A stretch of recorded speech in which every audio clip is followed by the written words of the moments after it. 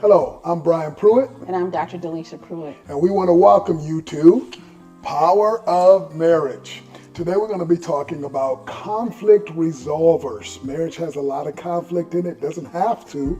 You just have to know how to get through the conflict. There's a storm, and you got to know how to get through the other side of the storm, because marriage has also a lot of sunshine to it as well.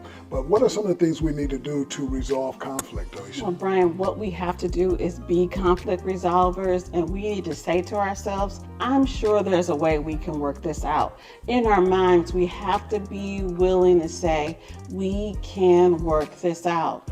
And we really have to think about, what do we want at the very end of this conversation? Right. And begin with the end in mind, which means we want a resolution. So we come into the situation not ready to fight, but ready to work it out with the end in mind is resolution. That's right. I think too often we give up before we grow up in our marriages.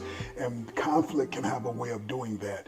You're growing up together. You cannot give up before you grow up and mature in this thing called marriage. Remember, that's the person that you said I do to. That's right. You look them in the eyes. You actually love that person. Right. Love is worth fighting for, is what we always say here. So when you're resolving conflict, you want to look for the win-win situation, and you want to think about that right from the get-go. How can we both win?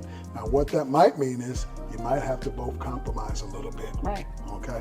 But at the end of the day, if you continue to have conflict, the truth is that you both lose. Nobody wins that. Right. The only way to win is to resolve, to forgive, and to move forward. I'm Brian Pruitt, I'm Dr. Delisha Pruitt. and we want to remind you that Love is worth fighting for.